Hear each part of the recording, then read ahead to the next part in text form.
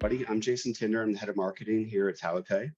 Welcome to the TabaPay webinar series, real-time risk-free account funding. It looks like we're ready to start the webinar according to the timer, so let's go ahead and start things off. First thing we're going to do is we're going to do some introductions. So I'd like to kick it to Tim and quick introduction of Tim and the panel. Hi, my name is Tim Alstanov, and hi, Jason. Thank you for facilitating the webinar on this exciting topic. I'm here with a few more panelists, and Aparna, you want to introduce yourself? Hello, everyone. I'm Aparna Girish. I'm responsible for product here at TabaPay.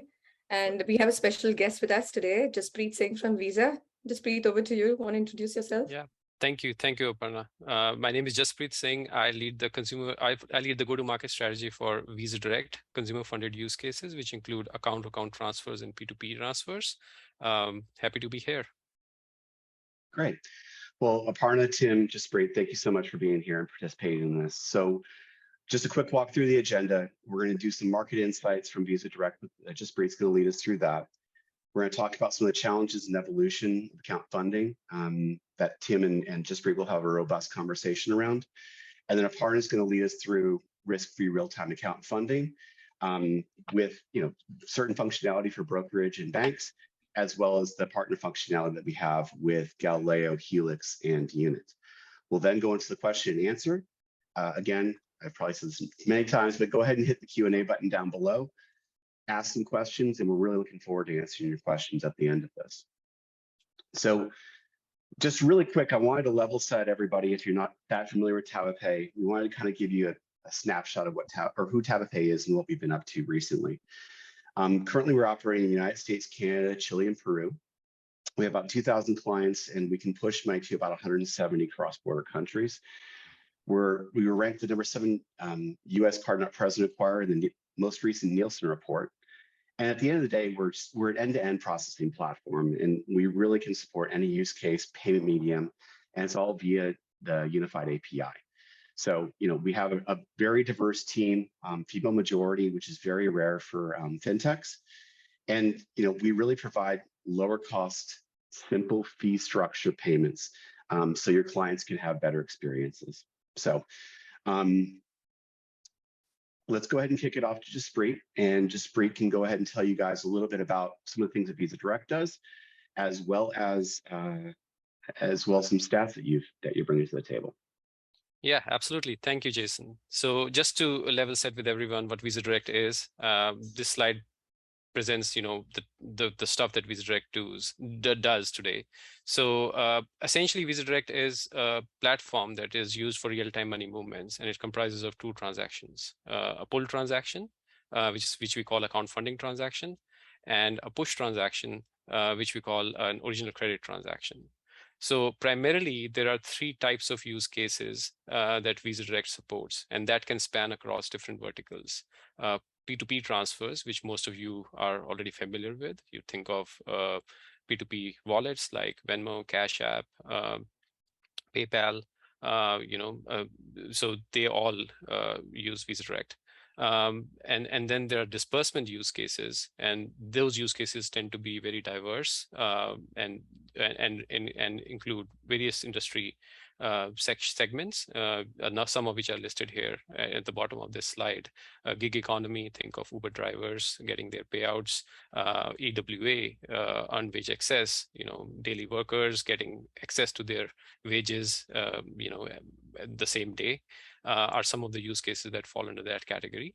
And then lastly, the money transfers, which we also refer to as account-to-account use cases, where we primarily are talking about, or the use cases tend to be more around the fintechs and financial institutions that include banks and brokerages.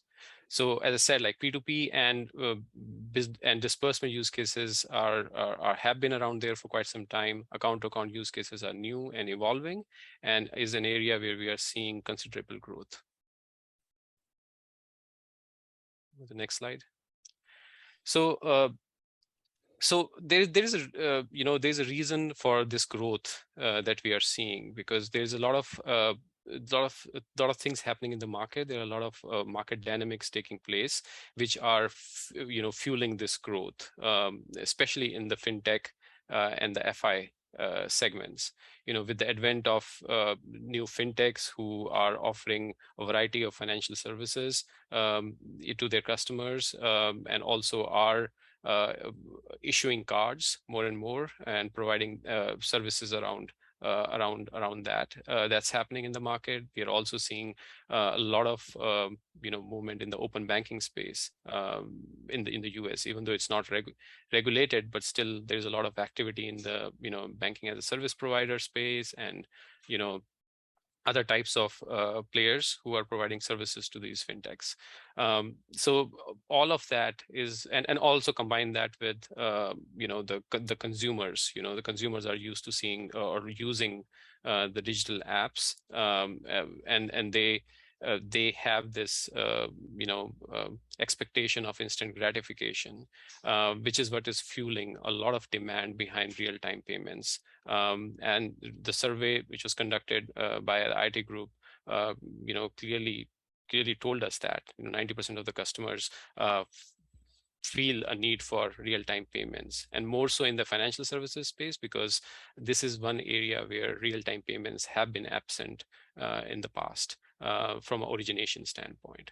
Now, it's not just the consumer expectations, but also it's beneficial for the business, because if the consumers want it, they feel more engaged with those platforms, which is clear from the 68% of the surveyed customers telling us that once the FIs provide this service, they tend to use those accounts more, and provides an opportunity for the institutions to engage with the customers and cross-sell and upsell services. At the same time, all of this new real-time payment is, the preferred mode of payment tends to be the card. And this is consistent across, surveys that have been conducted across many years now. Card tends to be the most used and the convenient option that the customers prefer when it comes to real-time payments. So with that said, Visa Direct provides card-based payment services and is serving these verticals. And TabaPay happens to be one of the processors that helps us do that. Cool. Well, thank you, Jaspreet, for a great overview on Visa Direct and some really compelling stats on the change in demands and money movement. So let's go ahead and start off with this question and answer period here, sort of a fireside chat, if you will. So Jaspreet, if consumers are demanding real-time transfers and debit cards are the preferred method of payment, why do you think ACH is still kind of perceived as a default option? Yeah, Jason, I think ACH is the incumbent, correct? So it has been around for a long time. Almost all of the institutions today use ACH. But as I pointed out earlier, the tide is turning, correct? So there are new customer expectations and new demands, and more and more of FIs and fintechs are taking note of that and reacting to those demands by providing more real-time payment options, which includes cards. Now, ACH and cards would still coexist because each have their own applications and benefits. But what we are observing is that most of the day-to-day transactions that happen, the consumers prefer card-based options more than ACH. So I don't know, Tim, do you have any more observations you would like to share beyond that? Yeah, I think generally I agree with your comments. I think if we were to double click, so to speak, on your thoughts, is you're absolutely right. Generally, card networks, Visa Direct included, have been established less than 10 years ago, probably, versus ACH been around for around 50 years. It's highly propagated. It's top of mind for many businesses and consumers. And I do think we're going to, all rails in the United States will exist for a while. Some will be better positioned to serve certain markets and use cases. Others will be better positioned, and by others I'm referring to card rails, will be better positioned to probably tackle smaller size transaction side with a high level of frequency. I think generally you also probably should look at the segment of population that a client, let's say, targeting. If you refer to younger generations, I think they prefer to use card simply it's a convenient tool. It's always in my wallet. It's as simple as I can pull it up. I can provision to Apple Pay and Google Pay. I can use it because it's becoming normal and standard. I think we all have to give a deserved credit to P2P platform who kind of started with leveraging cards to move money in real time. And we see uptake now across multiple verticals beyond P2P that do that, including digital banking, brokers, and beyond. So that being said, I think ACH has its pros and cons, so to speak, because of its legacy infrastructure. I think ACH missing the real-time component, and where we see in our system the hyper growth of platforms like Visa Direct that's specifically focused on real time. And I think we're starting to realize that time to money, right? So consumers ultimately in small business demand fast access to cash. Okay, cool. Thank you, Tim. Jaspreet, what are some of the most common use cases and industries that you've seen with account funding with Visa Direct? Yeah, absolutely. I think primarily the account funding use cases apply to scenarios where a business is providing services that include opening up of a financial account, correct? So there's a financial account where funds can be stored, and that's where account funding would be pertinent. So new account opening is a powerful experience when combined with card-based payment options. So traditionally, going back to your previous question, and some of the points that Tim was talking about, new account opening is an area where banks have struggled in the past, like because it's all ACH based. Funding takes 2 to 3 days. The account doesn't become active right away. So that's one of the key use cases where many fintechs have latched onto and are building their experiences around card-based real-time payments, because the power being the account gets funded right away and it becomes operational, and hence it drives revenue and even a much better customer experience because they want to use the account right away. And if you look at the other verticals like brokerages, for instance, traditionally, the only mode of payment has been ACH, but again, it takes at least 2 to 3 days for the money to come and sit in that account for you to do anything with it. But in this day and age, you have to invest right away. You have to seize the opportunity when it exists. So this opportunistic investing is another area where it's card-based funding and real-time funding is really beneficial.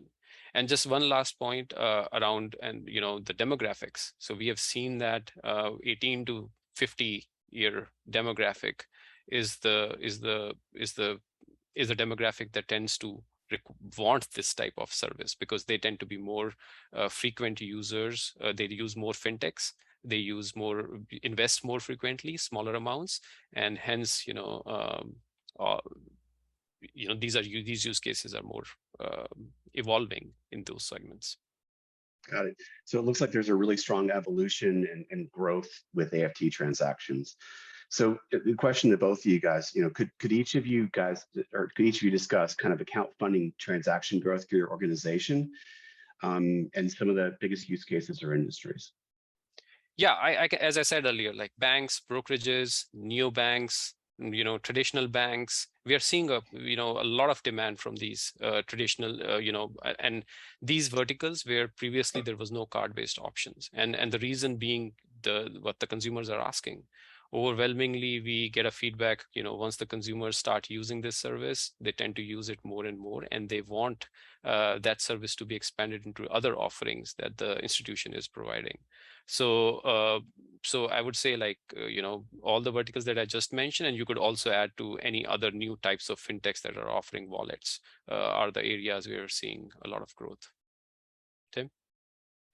Yeah, I think all good points. If we again double click on the responses that Jaspreet provides, I think maybe to set up a little bit of background here. So Visa specifically has multiple transaction types.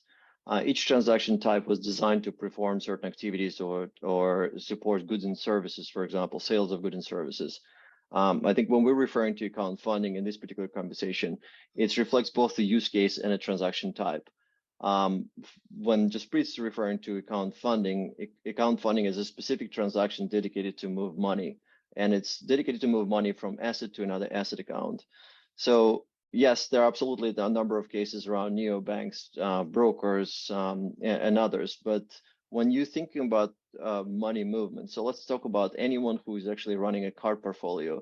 If you run a card portfolio today, to Jaspreet's earlier comment around activation of the account, so I would say account funding can be bifurcated into kind of two buckets. One is a new account opening, where I think it's extremely powerful tool, because now all of a sudden I can sign up, acquire a customer. I can allow the customer to fund my account in real time, as well provision that card associated with my account. Now provision that card to Apple Pay and Google Pay, where a consumer can transact right away. The second one is simply tapping up my account, so to speak, in real time and being able to use it. Now, if you look at how do we define accounts, right? So I think stored value accounts, think of it as a prepaid as an example, a wallet account, DDA, savings account, brokerage account, literally any asset account that you can imagine. Every single financial institution who can provide a service with some type of asset account can leverage account funding transaction. That's one. The second part is, I think there's a little bit of behind the scene, which not necessarily have an account. Many P2P players, especially pass-through P2P players, think of Facebook or Zelle, where I move money. There is really it's an uninterrupted model, so to speak. In that particular case, again, they leverage account funding transaction and OCT behind the scene. So I think so back to the comment on growth, we see primarily a growth of account funding around prepaid debit, which I would call it the neobank space, brokerage, as well as a remittance. Remittance, at least we experienced substantial growth across all those three verticals. Without revealing the actual numbers, I think we're looking at about high double-digit growth month over month on account funding side specifically. And we see a substantial pipeline of deals coming through that were clearly demanded feature these days, and our partners are seeking to enable account funding, not only in the United States, but also in Canada. Okay. So one last question for you guys before we wrap up and get it over to Aparna. We want to make sure we give her enough time. So, with any growing transaction type, fraud always is a quick follower. So what are some of the things fintech should be doing to mitigate risk? Well, I think fraud is an important topic, right? When you talk about real-time payments, then fraud has to be there. That needs to be evaluated.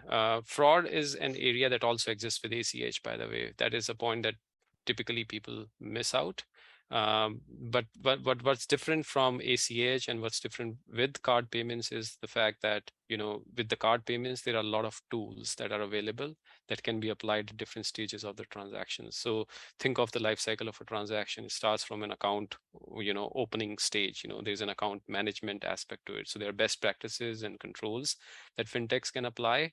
But at the same time, there are tools available, such as account takeover protection and likewise, that can be applied to just, nip it in the bud pretty much, right there.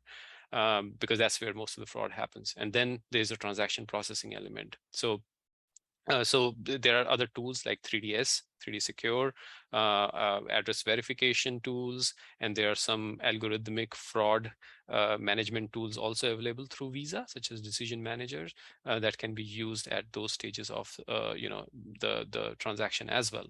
And every processor also have their own proprietary tools as well, which I think Tim can talk a little bit more about. But yes, there are tools available. Fraud is an issue, but there's much more ability to combat fraud with card payments as opposed to ACH, where, for instance, friendly fraud can happen anytime because of the delays. Correct? Yeah, I think it's an interesting question. If fraud exists in the money movement, it has been existing for years. And I used to work for a gentleman who mentioned to me, which I could never forget, that fraud is like a balloon. You squeeze it in one spot, it comes out another spot. I think what we've generally observed in TabaPay is there are a couple of different things. If you're looking from an evolution perspective, we're an infrastructure play, so we provide services that enable payments for our clients. Our clients generally work with small businesses or consumers. From a life cycle evolution of onboarding of a customer, I think it's extremely important to have a solid KYC or CIP process before we even talking about transactional fraud, because if a combination of tools that networks provide, combination of proprietary tools that we offer as a processor, as well as the strong KYB, that's what effectively mitigates, or in some cases almost eliminates fraud. But it cannot be done in silos by simply leveraging Visa products or simply leveraging TabaPay products, or again, it all comes down to balanced approach to a unique problem of fraud.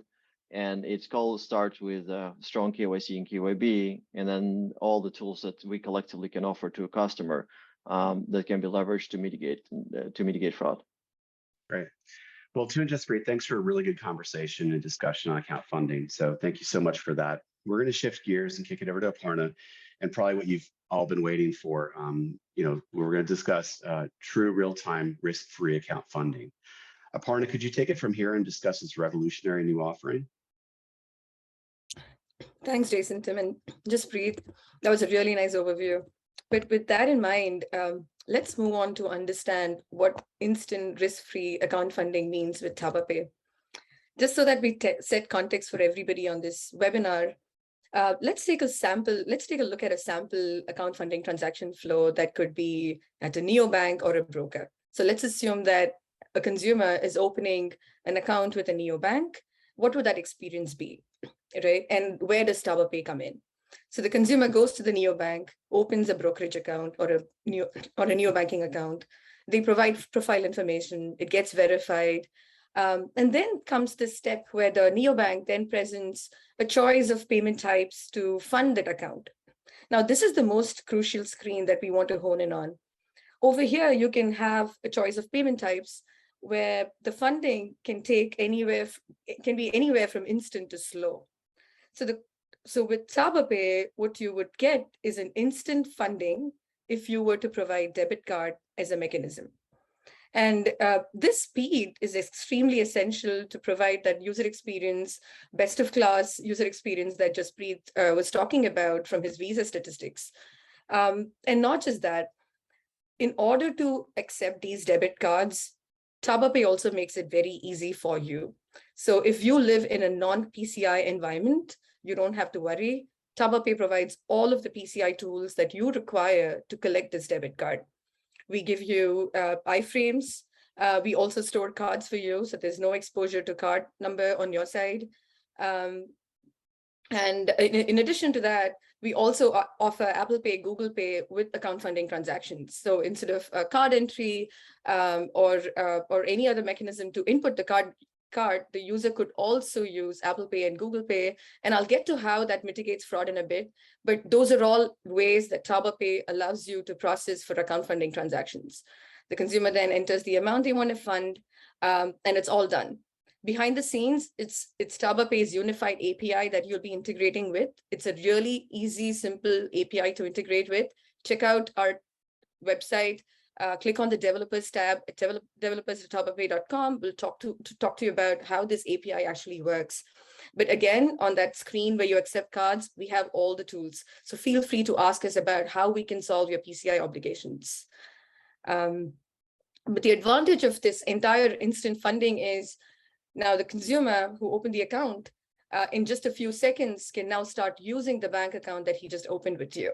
Now, that's the beauty of this. In addition to this instant aspect, the account funding with TabaPay also gives you a really best-in-class experience with authorization. So we have really high success rates with authorizations for this particular transaction for AFTs, as well as very low fraud rates. And we have ways to mitigate that as well, and we'll talk about that in a bit. But on the flip side, right, so this is a pull. The consumer now has added funds to the neobank account. On the flip side, we also allow for this seamless push to work, where if the neobank were to provide a card, we will be able to push the monies that we've just retrieved from this pulled account into that card. And we'll also talk about how we make that easy for you.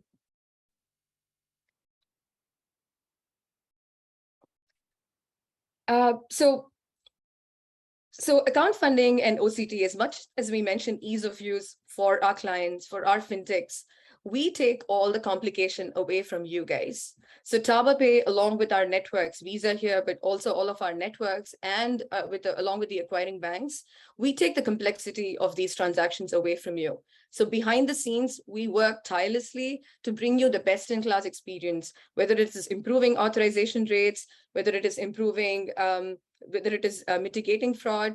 We also learn best practices all the time, and that we share with clients. So we have a ton of best practices around account funding, especially, that we share with clients. And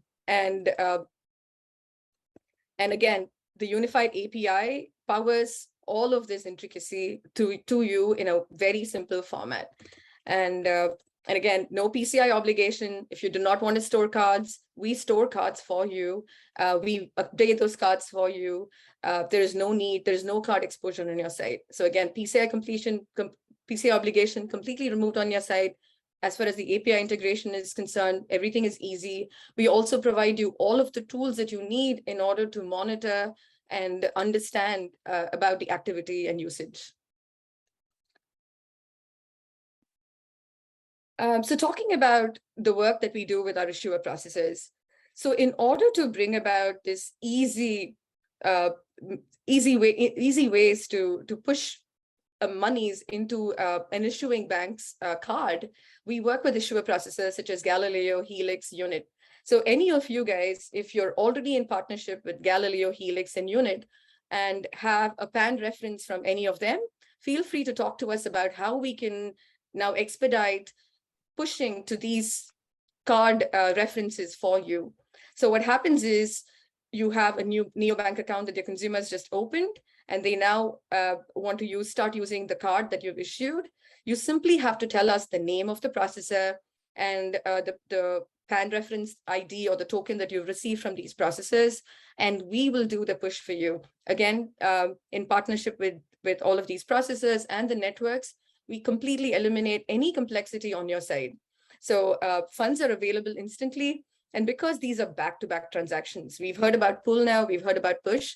Pull and push work seamlessly and back-to-back. And therefore, what happens is this cash flow that's guaranteed, and therefore it eliminates the need to pre-fund on your side. And TabaPay is very good with reconciliation. So again, there's no hassle on your side with reconciling all of the activity. And again, PCI exposure, I can't emphasize this point enough. There is no PCI compliance on your side. We provide you with all of the tools that's required.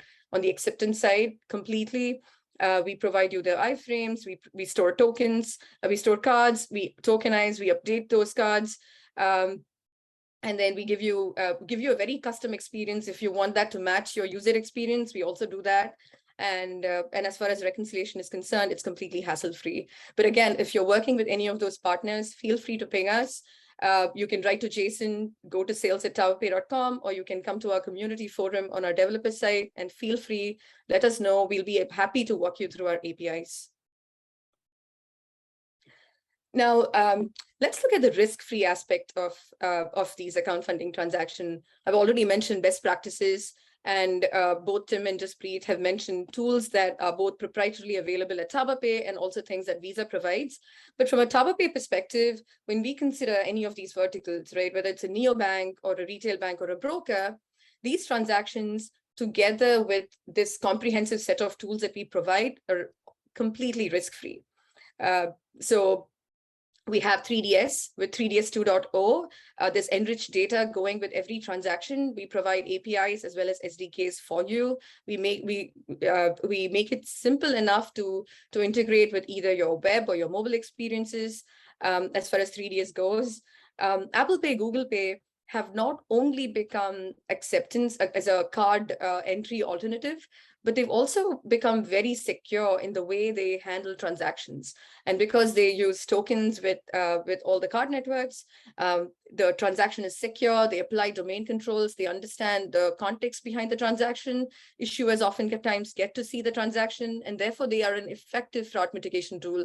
With TabaPay, in our APIs, you can either provide a card number, you can provide, if you're storing cards with us, you can either tell us the tokens that you're using, or if you're using Apple Pay, Google Pay, you simply have to mention that in our APIs, and the funding will go through instantly and risk-free. AVS, while AVS seems like a very obvious risk tool, what we have managed to do is over time, we have a set of best practices around AVS specifically. And so we will be able to walk you through what happens during the transaction, how to use AVS effectively in order to mitigate fraud, and what are the things that you're not supposed to be doing with AVS. And we also have a ton of fraud monitoring and fraud controls. Some of the examples that I have are duplicate account checks. Fraudsters are notorious in using a stolen card and using it over and over. There are ways to mitigate that with TabaPay.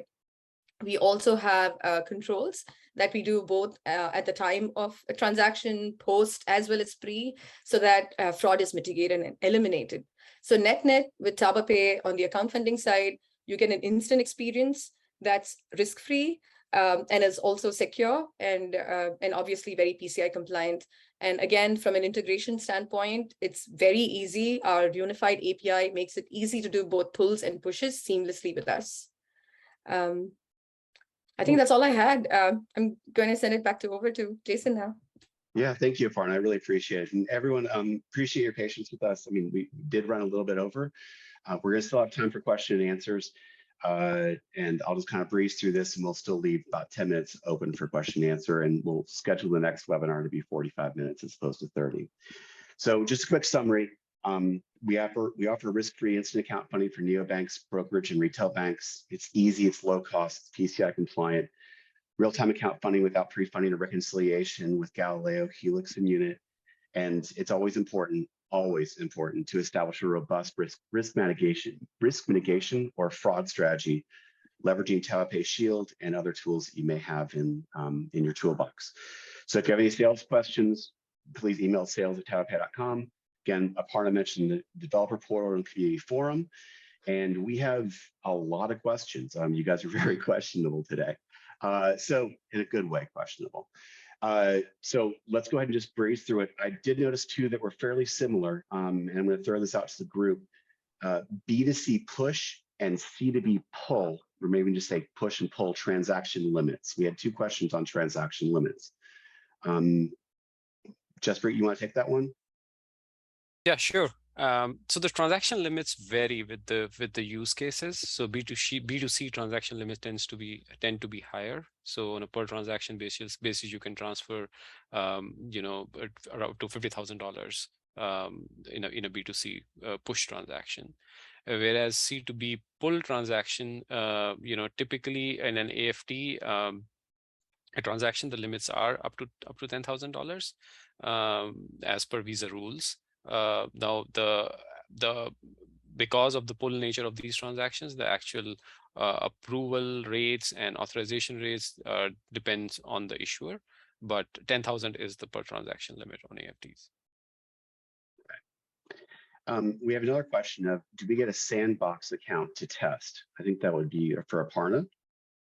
Yeah, absolutely. So write to sales@tabapay.com and we'll help you with getting set up on the sandbox environment. And on the developer side, we require IP whitelisting, so you'll have to talk to us to get enabled. Okay.